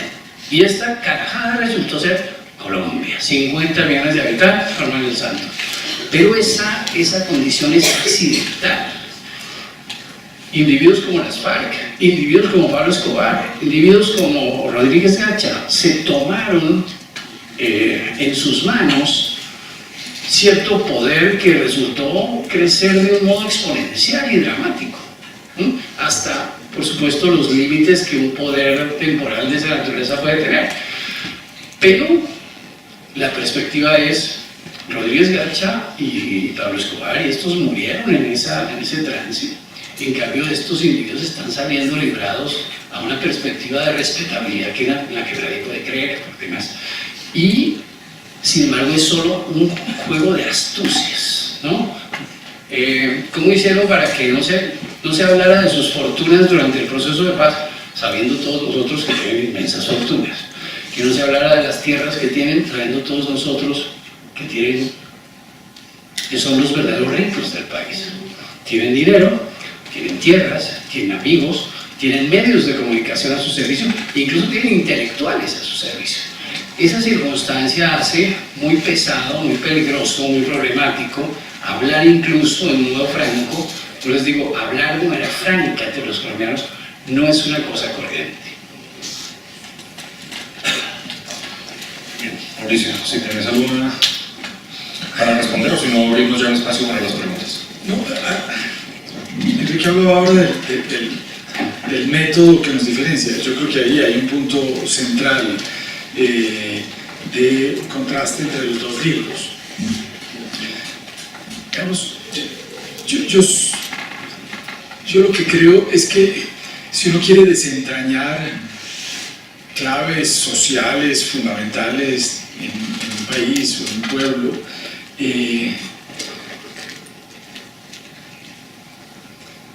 mejor dicho, me parece que ante esa pregunta de cómo desentrañar elementos centrales de lo que un pueblo es o de algo fundamental que ocurre en un pueblo, yo creo que hay dos métodos en ciencias sociales que se han opuesto desde hace muchísimo tiempo. Un método consiste en mirar lo que se ha escrito por ese pueblo, lo que han sido sus normas, sus constituciones, mirar las obras culturales, mirar el teatro, la literatura, lo que se ha dicho. Esa es una manera de ver las cosas y tratar de descubrir todo a través de eso. Hay un tipo de historia que suele hacer eso y que suele tratar de desentrañar todo en la producción, mejor dicho, en el descubrimiento de los imaginarios mentales de ese pueblo a través del tiempo, traducido en leyes, en escritos o en lo que sea. La otra tendencia opuesta es la de decir, no, eso no vale la pena porque eso es una superestructura engañosa y ahí hay mucha confusión. Lo que hay que hacer es mirar las relaciones sociales, la economía, quién mandaba, quién tenía tierra, quién no tenía tierra, quién era vasallo, dónde estaba el poder efectivo, cuáles fueron las guerras, en fin, y todo eso. que es un poco la idea que han tenido muchos marxistas del otro lado. Yo lo que creo es que ninguna de las dos cosas es adecuada. Es imposible entender, o sea, las dos cosas están perfectamente conectadas. Es como que, digamos, el sujeto está mundanizado y el mundo está subjetivizado, y esa relación entre la visión del mundo y el mundo real, o las fuerzas productivas y las condiciones materiales y las representaciones del mundo, es una relación de incidencia recíproca permanente de un lado a otro, y es muy difícil separar ideas puras de condiciones materiales puras, de tal manera que un ejercicio como este que estamos haciendo aquí, me parece a mí, siempre implica hacer las dos cosas, siempre implica mirar fuerzas políticas, relaciones materiales y al mismo tiempo visiones del mundo, textos e imaginarios. Entre otras cosas porque muchas veces uno puede ayudar a entender el otro y viceversa. Entonces en ese juego de cosas a mí me parece que es muy importante hacer sociología política, sociohistoria política. Y yo creo que en esa sociohistoria política la ausencia del Estado, la precariedad del Estado ha sido fundamental, porque en buena parte la moral de los colombianos, más que la moral, digamos el espíritu cívico de los colombianos, la manera como nos relacionamos unos a los otros, y sobre todo entre personas indiferentes que no son pues familiares o hinchas del mismo equipo o del mismo partido o colegas en la universidad o trabajadores de la misma fábrica, sino entre indiferentes, todo eso ha estado muy ligado a instituciones privadas y a la familia, y por eso finalmente lo que tenemos en Colombia es morales grupistas. Y si a mí me dijeran que escogieran algunas palabras claves para definir lo colombiano, yo creo que la palabra grupismo sería muy adecuada. En Colombia somos grupistas, entonces la gente la gente se comporta de una manera con los de su familia, con sus amigos, con los conocidos. Acabamos de terminar una investigación sobre profesores en Antioquia haciendo trampa. Y ahí lo que uno encuentra es que las posibilidades de la trampa aumentan en la medida que las personas se relacionan con gente más indiferente. Las personas son relativamente celosas de cumplir normas con alguien conocido o con alguien que aprecia o con alguien de su grupo, de su religión, de su partido, en fin, pero cuando se trata de ciudadanía, del ciudadano indiferente, las personas menosprecian la ley y ponen por encima otros valores que consideran más importantes. Entonces yo, volviendo a la religión, yo sí creo que uno de los grandes fracasos del Estado colombiano, de la sociedad colombiana, ha sido la incapacidad de construir una moral cívica, una moral del respeto, no una moral de santos, una moral mínima, no una moral maximalista, sino una moral mínima de respeto, de cumplimiento de reglas. Y es un poco lo que yo defiendo en el libro, que si algún futuro tiene Colombia, ese futuro pasa por la construcción de esa moral cívica frente al otro indiferente, o sea, de cumplir la regla independientemente de quién sea el otro, si es incluso un contradictor o un enemigo político o alguien de otra religión, de otra cultura, lo que sea. Hay que aprender a cumplir normas, no las del grupo, no las normas maximalistas del grupo, sino las normas minimalistas pero estrictas y fundamentales de comportamiento frente al otro indiferente. Y en eso, digamos, no hemos sido capaces de sustituir, que fue culpa de la religión. Digamos, la religión tuvo a su cargo en buena medida la construcción de un orden social y de una moral social individual y pública, pero a medida que la sociedad se fue volviendo más grande, más pluralista, no hemos sido capaces de reemplazar esa moral religiosa de grupos por una moral pública, ciudadana y cívica. Y yo creo que ese es tal vez el gran desafío que tiene Colombia, es ese. Bien, ¿les parece si abrimos el espacio entonces para las preguntas? Solo, yo no sé si tenemos otro micrófono por ahí para el tema del sonido, porque estamos grabando, esto es importante. Paula, puede ser acá adelante. Tenemos una primera opinión, una primera pregunta. Quisiera a propósito de eso hacerles una exhortación, y es que sean concretos en las preguntas, no necesitan extenderse, digamos, en el contexto para que así podamos darle espacio a varias. Entonces tenemos a cada una, tenemos por acá otra y la tercera. Desde el punto de vista, Se oye. desde el punto de vista de la política, desde afuera llama la atención algunas cosas. Por ejemplo, de que Álvaro Uribe y Piedad Córdoba sean del mismo partido originariamente.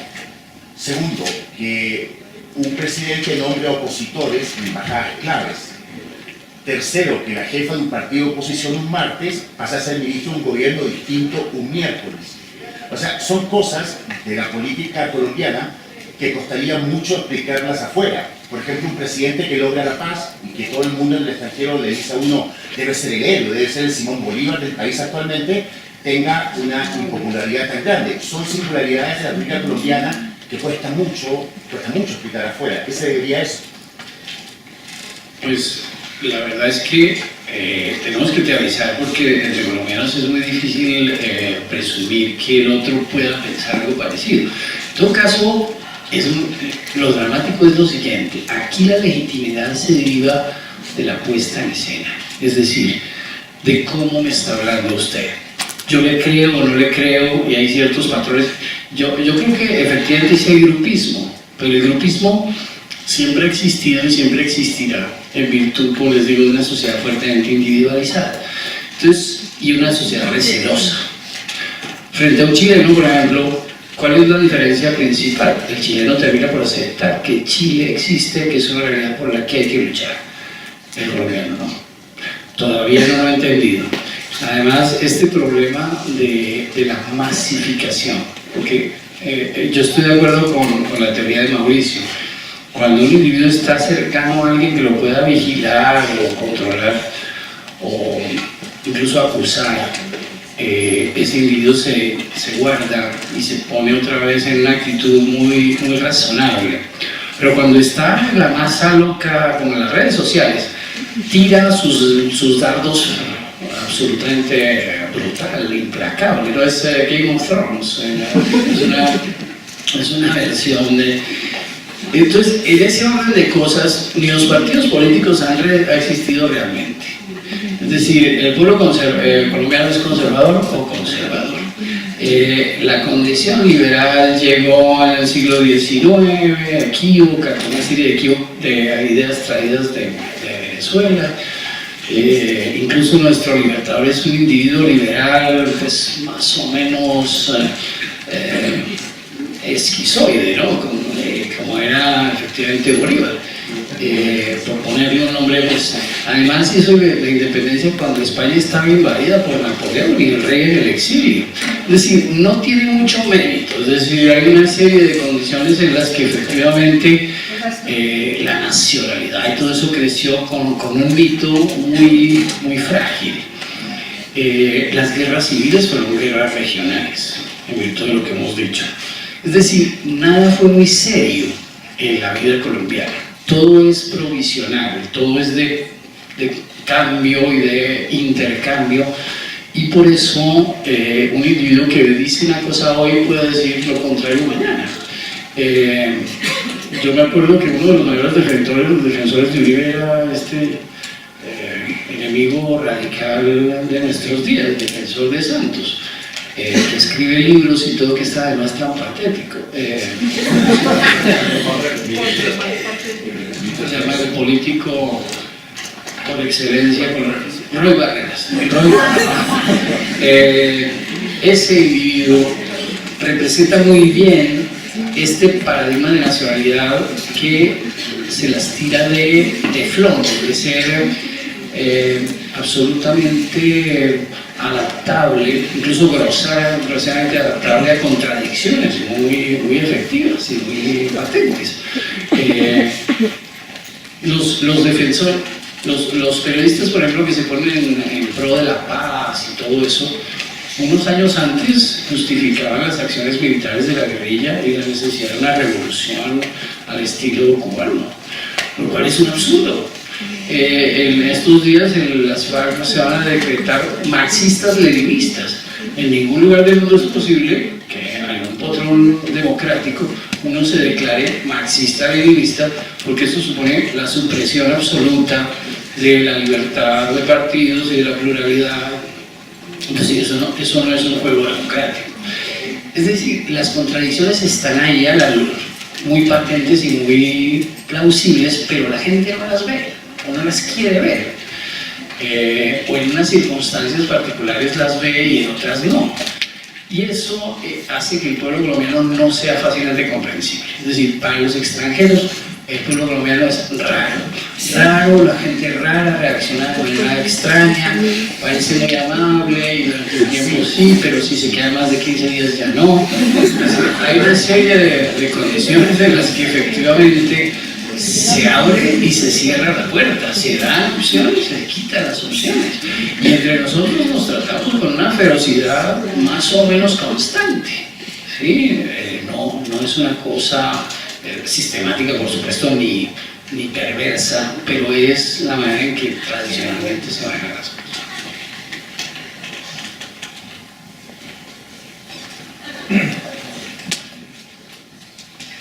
Gracias.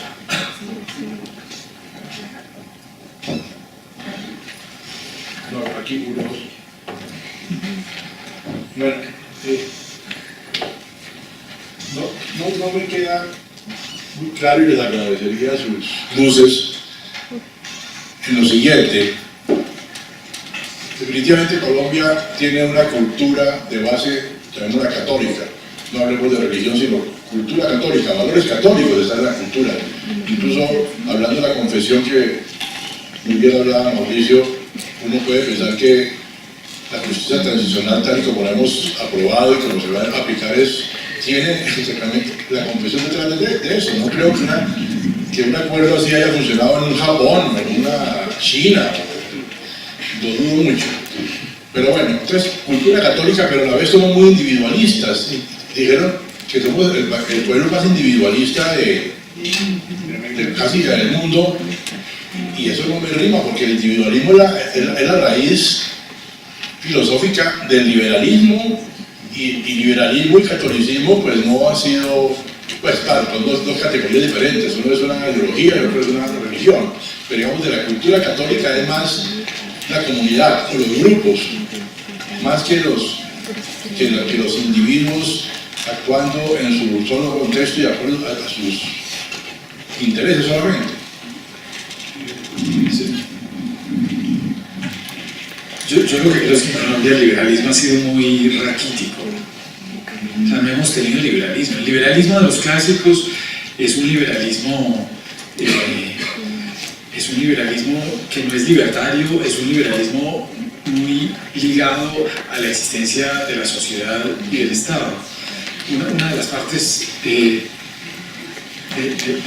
libro mío está dedicada a explorar por qué hemos tenido tan poca construcción de Estado. Hoy en día se habla mucho de la paz territorial y del Estado periférico, y se han hecho investigaciones sobre eso. Nosotros acabamos de terminar una de justicia, es una investigación en donde, con base en 3 índices, un índice de justicia, un índice de capacidad tributaria y un índice de capacidad administrativa gubernamental, medimos a todos los municipios del país. Y lo que encontramos es que hay 137 municipios en situación de inexistencia casi total del Estado y 209 municipios, que es más o menos la mitad del territorio, no la mitad de los municipios sino del territorio, en donde el Estado es muy, muy precario.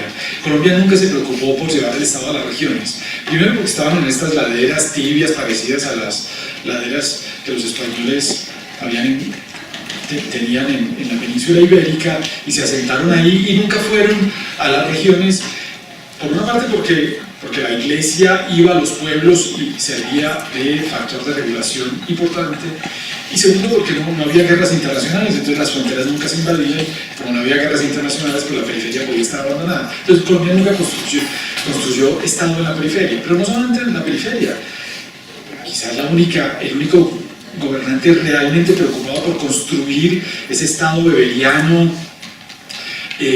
burocrático, independiente de las fuerzas políticas, técnico, en fin, fue Carlos Lleras.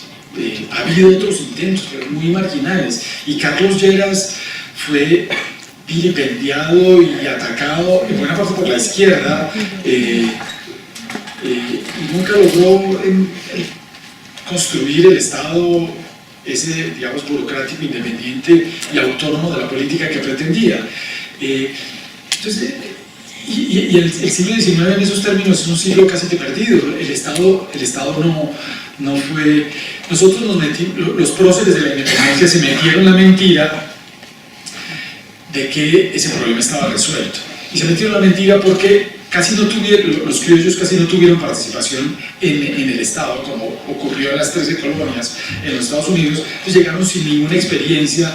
Cuando se les entregó el Estado, se les entregó casi que porque pues, en España había estos problemas, casi que les entregaron el Estado. Y entonces empezaron a leer, sobre todo los franceses, sobre todo a Rousseau y otros autores, y en esos autores, digamos, la gran obsesión de Rousseau y de muchos otros era cómo evitar la tiranía, cómo evitar el despotismo. Y entonces Bolívar y todos estos próceres de la independencia se dedicaron casi que exclusivamente a evitar el despotismo. Pero olvidaron la otra gran tendencia de la ciencia política y de la teoría política en el mundo, que es cómo evitar la anomia. Y ellos no trataban ese tema porque ya lo habían resuelto, porque habían tenido absolutismo durante 2 siglos. La Revolución Francesa estuvo precedida por 2 siglos de régimen absolutista que pacificó a la sociedad, acabó con las guerras de religión y ordenó a la sociedad. Entonces el problema estaba resuelto. Y nosotros, y los profesores de la independencia, se metieron la mentira leyendo a estos autores que ese problema de la anomia estaba resuelto. Y eso nunca fue importante. Y por eso la izquierda es obsesionada con el tema de la tiranía, y la derecha es obsesionada con el tema del orden, pero entonces lo que tenemos es un orden a las patadas, que es el orden que suele tener en su cabeza la derecha, un orden a las malas, o entonces la historia colombiana se debate entre ese orden a las patadas y el desorden de las izquierdas o de los liberales, particularmente de los liberales del siglo XIX, que nunca creyeron en el Estado, que nunca creyeron que la libertad tenía como fuente fundamental un orden eficiente y establecido. Entonces yo lo que creo es que la historia del país se ha debatido entre esos 2 extremos, y con esa incapacidad de encontrar un punto medio en donde haya un orden legítimo, un orden que funcione, pero un orden, no cualquier orden, un orden institucional bien construido al que todo el mundo esté dispuesto a obedecer. Eso es lo que yo creo que es muy ausente en la historia nacional. Yo agregaría que además de que ese orden debe ser permanente, tiene que tener un nexo con su pasado católico. Pero es que se es católico de varias maneras. El pueblo colombiano ha sido católico de una manera adaptativa, es decir, teniendo como eje al individuo que cumple con las normas, que no mata a nadie, etc., o por lo menos que no se nota que mate a nadie. En todo caso, ese individuo ya cuando tiene que proceder en estas grandes masas o estas colectividades inmensas de la vida contemporánea, se disuelve su peso, sus puntos de vista. Esa es la paradoja del individualismo. El individualismo colombiano es de pocas millas, es estrecho, es, como les digo, receloso. Por eso la propiedad y la industria son de lo que aquí se llaman las pymes, pequeñas y medianas empresas o empresas familiares. Algunas salen adelante y son exitosas, muy pocas, la mayoría apenas sobrevive y las otras fracasan. Porque no derivan de grandes consensos centrados en la figura del Estado. El Estado es débil en Colombia porque primero ha sido hecho por individuos que no tenían claro el proyecto o este gran proyecto de construcción de un orden permanente, por un lado, pero además porque las herramientas con las que han actuado son muy tímidas, muy de sugerencia, no ha habido nunca una perspectiva de imponerlas de un modo radical, ni tampoco el respeto de que efectivamente a través de unas autoridades y de una fuerza militar muy coercitiva eso se haga cumplir con una fiereza implacable. O Ustedes han visto en general en la 170, cuando están los policías, las flotas no paran en línea, no sé qué, entonces se van los policías y en 15 minutos eso está hecho un despelote. Es la perspectiva dentro de la que está inscrita la nacionalidad colombiana. Y tenemos una serie de cosas que nos resuelven ciertos problemas, pero de pequeña escala, no particularmente las cosas que toda la población debería respetar. En eso nos parecemos, por ejemplo, yo lo cito al Líbano. El Líbano es un extrañísimo país donde prácticamente no existe el Estado. Y sin embargo, las comunidades que vienen de fuera han sostenido la existencia de una sociedad privada, que es la sociedad del Líbano. En Beirut, por ejemplo, hasta hace muy poco, no había suficientes normas de tráfico ni condiciones públicas que hicieran fluido el tráfico, porque el diseño de las avenidas y las cosas era privado. En muchos aspectos aquí todavía se vive eso, especialmente en ciudades intermedias y en pueblos. Un alcalde le dio por hacer tal avenida, pero el siguiente alcalde le tiene bronca a esa avenida y no la continúa, y queda una avenida de 3 cuadras.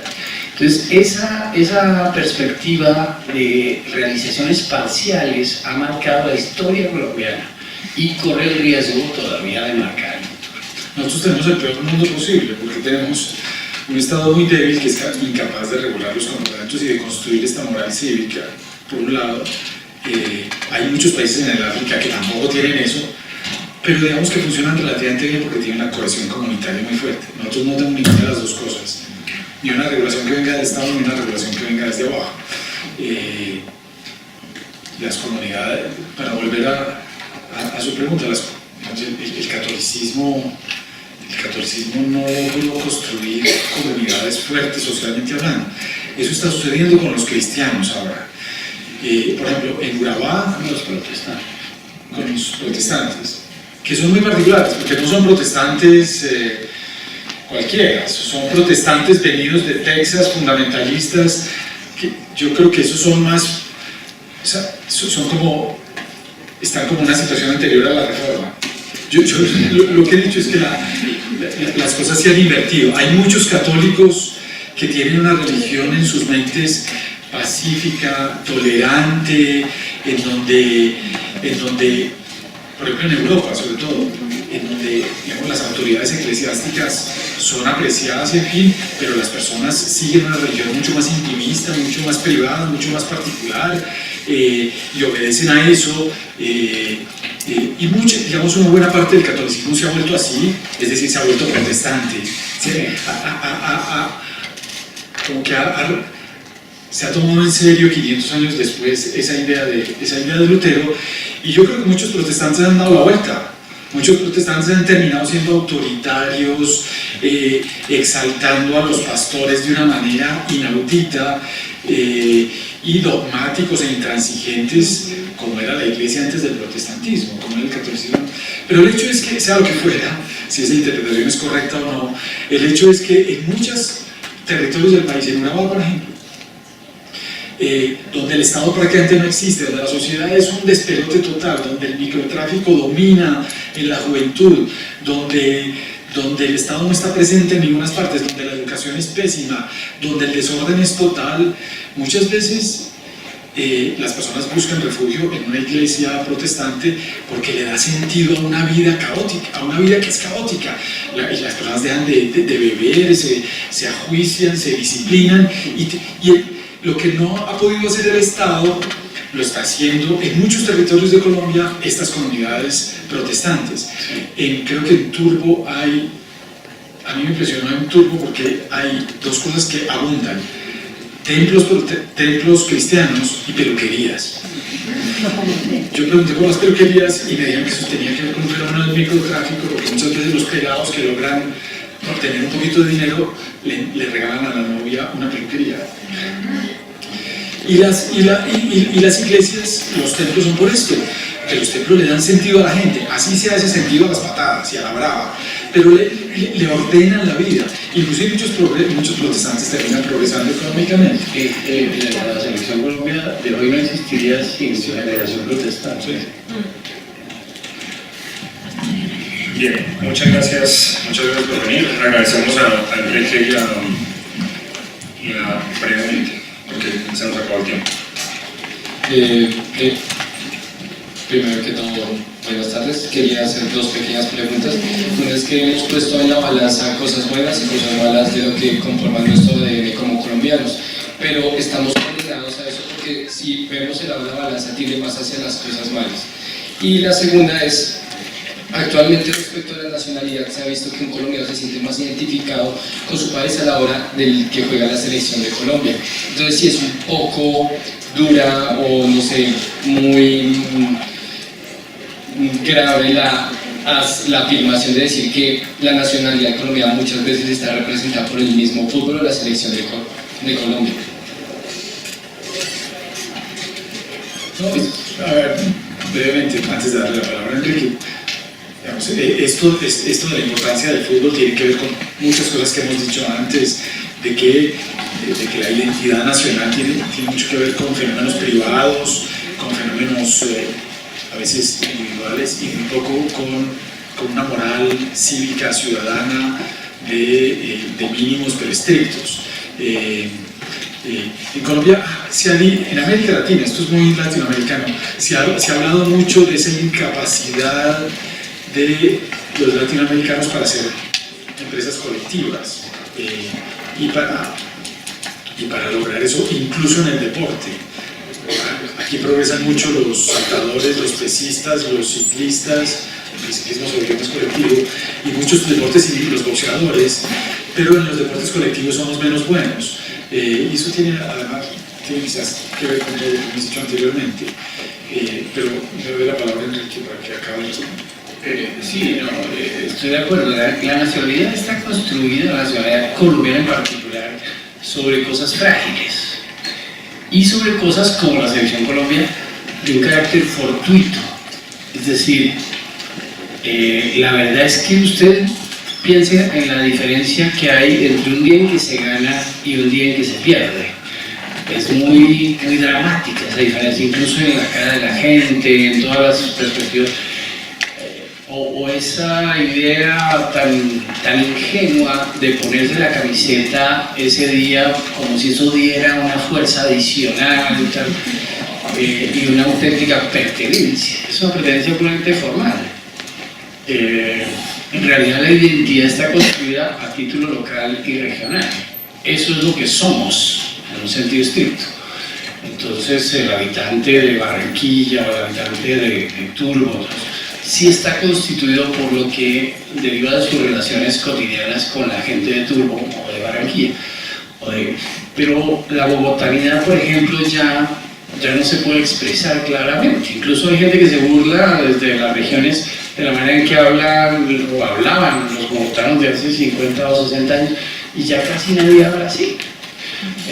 Porque eso ha ido mutando y además la Bogotá de hoy es el producto de la confluencia desordenada de todo el país. Entonces, la nacionalidad sí es como la selección colombiana, frágil e impredecible, ¿no? Según que esté de buen ánimo ese día, algo se ve y logra, o esté mal y resulta perdiendo la cosa. Además, piensen ustedes, faltan 4 partidos y precisamente con 4 equipos a los que ya no les importa clasificar o no. En cambio, esa condición tradicional en virtud Argentina juega su vida porque necesariamente el equipo tenga que estar allá. Ese es otro problema. O sea, ser argentino es mucho más difícil que ser colombiano. La condición brasileña que está equívoca y todo eso, pero presume una serie de logros y de conquistas también. Es decir, no es tan fácil como nosotros podríamos pensar, y no está ausente de problemas el ser mexicano, el ser brasileño, el ser argentino, el ser venezolano. La condición venezolana, por ejemplo, se derrumbó literalmente y estamos asistiendo a ese colapso, a esa implosión tan dramática. La verdad es que crisis de esa magnitud no las hemos vivido nosotros, incluso con nuestros problemas y con nuestra... yo estoy de acuerdo con Mauricio en que muchas cosas son muy frágiles, pero incluso frágiles vivimos sobre ellas, con ellas. Eso es lo que somos. ¿no? Con todos sus problemas. No sé, esta universidad se inundó, y ustedes saben, pero ahí se hacen nuevos edificios con una tenacidad implacable diciendo, pues, no se va a volver a inundar. Puede que sí, pero esa perspectiva de suprimir un acto de fe colectiva, ¿no? que es encomiable. O sea, el pueblo colombiano en muchos aspectos es encomiable. Yo soy mucho menos pesimista de lo que pudiera parecer con este cuento de lo que fracasa Colombia, porque es muy probable que esta sociedad, con esa precariedad institucional, salga adelante. Bien, le agradezco a Mauricio y a Enrique por venir y a ustedes también por su participación. La próxima semana difundiremos el foro por medio de YouTube y será hasta la próxima.